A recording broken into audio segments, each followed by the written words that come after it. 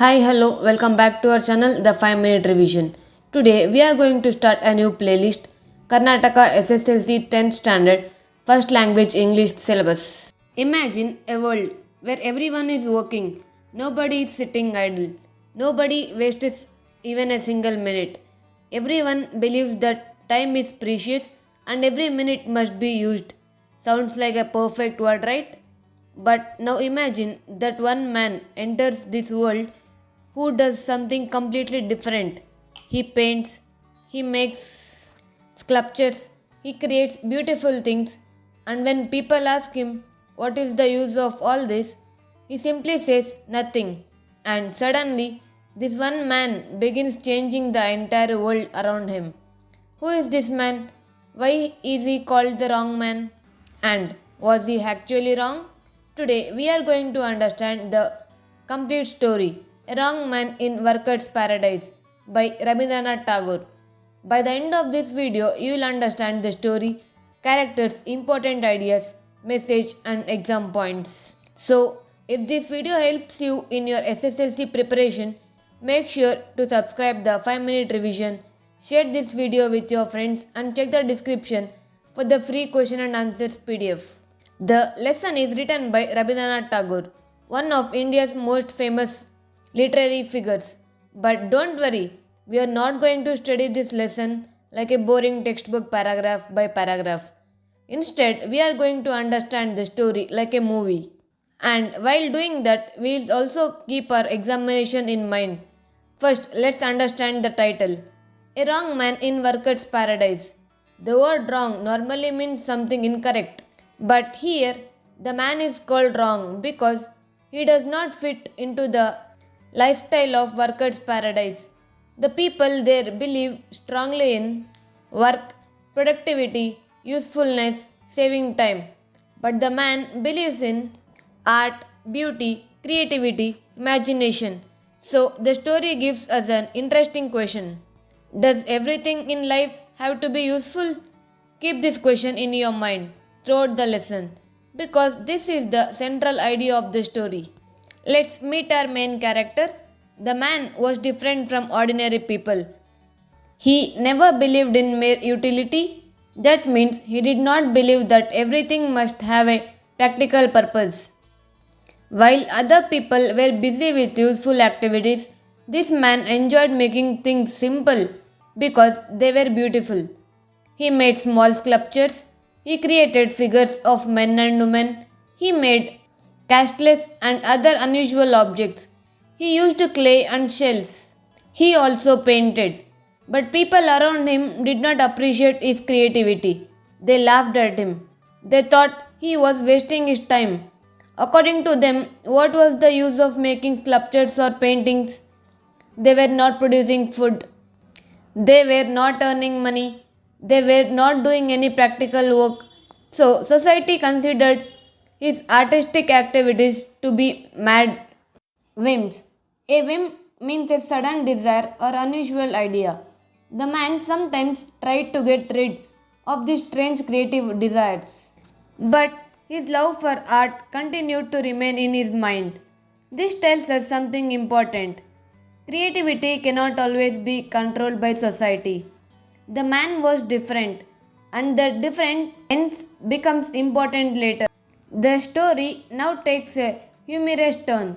The author compares the man's situation with students who do not study much but still somehow manage to pass their examinations. Similarly, this man spent his life doing things that people considered useless. But after his death, the gates of heaven opened for him. Now comes one of the important expressions in the lesson. The moving finger writes even in heaven. Students, remember this. The moving finger represents fate or destiny. A God's messenger was responsible for taking the man to the correct place, but the messenger made a mistake, and because of this mistake, the man was sent to workers' paradise. This is where the real story begins. Now imagine entering a place where nobody has time to relax. That's workers' paradise. Here everyone is busy. Men say we haven't a moment to spare. Women are also constantly moving. Everyone believes time is precious. They are proud of using every single minute. For them, being busy is almost a source of happiness. But there is something strange about this paradise. There is everything except luxury. The people are so obsessed with work that even nature seems to follow their philosophy. For example, the torrent is silent. Why? The story says that even the torrent does not waste its energy by singing. This is Tagore's way of making fun of a world where everything is judged by usefulness. Now think about our artist. He has entered a place where everybody is running while he likes to stop and observe. Naturally, he does not fit in. He walks around without work. He lies in the green meadows. He stands near streams. The busy farmers become irritated with him. To them, he is useless. But he is not worried. He simply wants to live differently. Now we meet another important character. A busy girl goes every day to the silent torrent to fill her pitchers. She is always in a hurry. Even her hair is carelessly arranged because she is more interested in work than appearance. One day, she sees the strange man standing near the stream. She feels sorry for him. Why? Because he appears to have no work. She asks him, "You have no work in hand, have you?" The man gives an unexpected answer. He says that he hasn't a moment to spare for work. This confuses the girl. She thinks he needs work. So she offers to give him some work. But the artist has something else in mind. He asks, "Will you give me one of your pictures?" The girl thinks he wants to use it to carry water. But he says, "No, I shall draw pictures on your picture." The girl is annoyed. She cannot understand this. To her, the picture has one purpose: carry water. Why would anyone waste time painting it? She refuses, but the man keeps asking her every day. Eventually, she gives him one of her pictures. Now the artist begins his work. He draws line after line. He adds colors after colors. He is completely absorbed in his painting. Finally, the work is complete. The girl looks at the picture. She is puzzled. She asks, "What do they mean, all those lines and colors?" And then comes the most important answer. The man laughs and says that the picture may have no meaning and no purpose. Students, remember this scene. This is the heart of the lesson. The girl has been taught that everything must have a purpose, but the artist introduces a completely different idea. Something can be valuable simply because it is beautiful. The girl takes the picture home, but she cannot forget it. She secretly looks at it. She holds it in the light. She turns it around. She examines it from different angles. Even at night, she gets out of bed, lights a lamp, and looks at the painting again. Why? Because for the first time in her life, she has experienced something that has no practical purpose. And something inside her begins to change. The next morning, the girl goes towards the torrent, but something is different. Her feet are still moving, but they are less hurried. This is not just a description of walking, it represents a change in her mind. Earlier, she was completely controlled by work. She had to hurry, she had to be productive, she had no time to stop. But now, she has discovered beauty, she has discovered art, she has discovered something that does not need to be useful. She sees the artist again, and this time she asks him, "What do you want of me?" He says, "Only some more work from your hands." Then he gives her another idea. He wants to make a colored ribbon for her hair. Again she asks, "And what for?" And once again the artist says, "Nothing. That word is very important. Nothing. The ribbon does not carry water. It does not grow food. It does not earn money. It does not perform any practical function. But it is beautiful.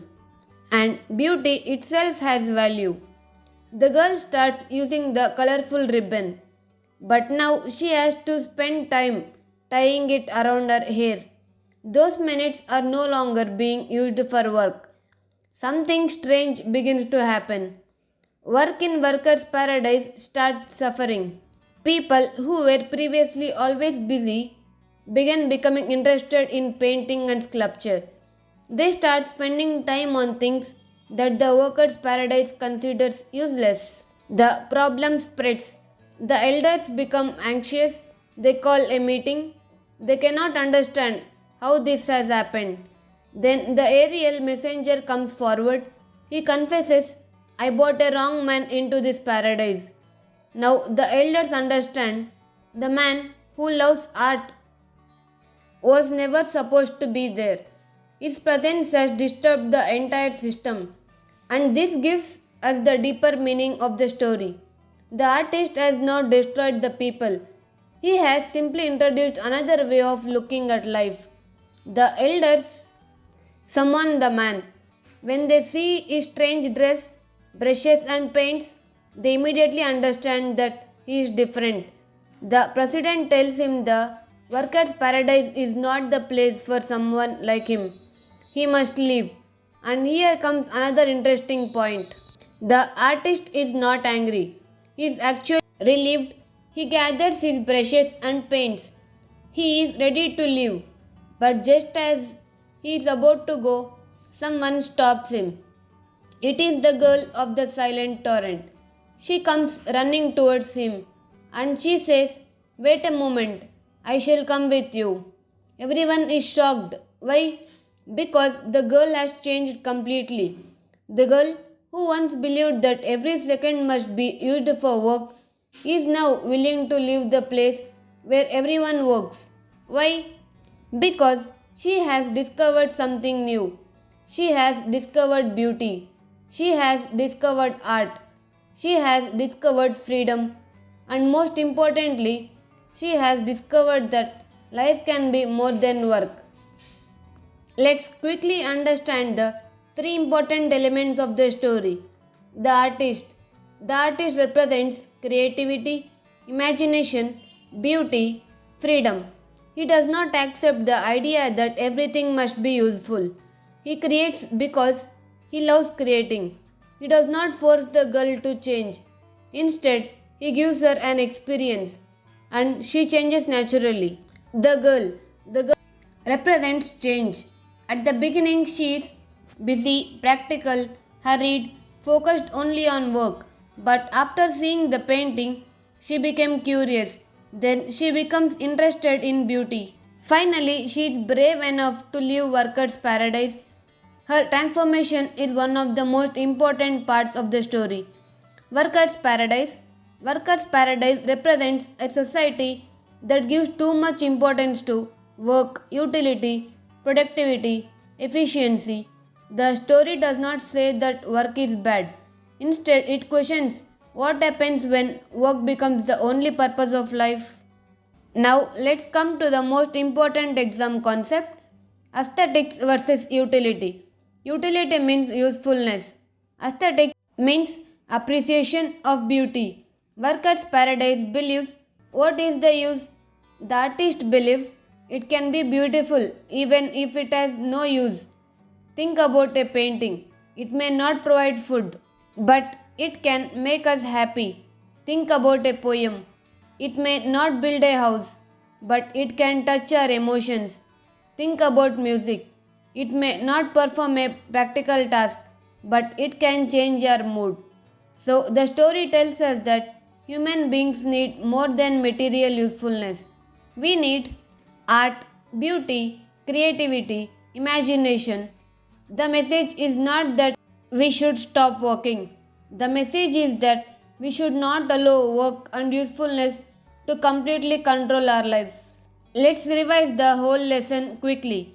A man who loves art is mistakenly sent to workers' paradise. Workers' paradise is a place where everyone believes in work, usefulness, and saving time. The artist does not fit in. He meets a busy girl. He paints her clay picture. She becomes fascinated by the painting. Later, makes a colorful ribbon for her. The girl slowly begins appreciating beauty. Other people also became interested in art. Work begins to suffer. The elders discover that the artist was mistakenly brought there. They ask him to leave, but the girl decides to live with him. And through this story, Tagore shows us the importance of art, beauty, and creativity alongside useful work. So, students, if you remember only three things from this lesson, remember this: workers' paradise, utility and work, the artist, art and creativity, the girl, change. And the main theme is aesthetics versus utility. This is the heart of a wrong man in workers' paradise. If this explanation helped you understand the lesson, please subscribe to the 5-minute revision. Share this video with your friends and classmates who are preparing for exam. And don't forget to check the description and download your free PDF question and answers PDF. Use the PDF for revision and use this video to understand the lesson. Remember, study smart, revise fast, score better. This is the 5-minute revision. I'll see you in the next video with The Exile of Life by C.V. Raman. Until then, keep learning, keep revising, keep believing in yourself.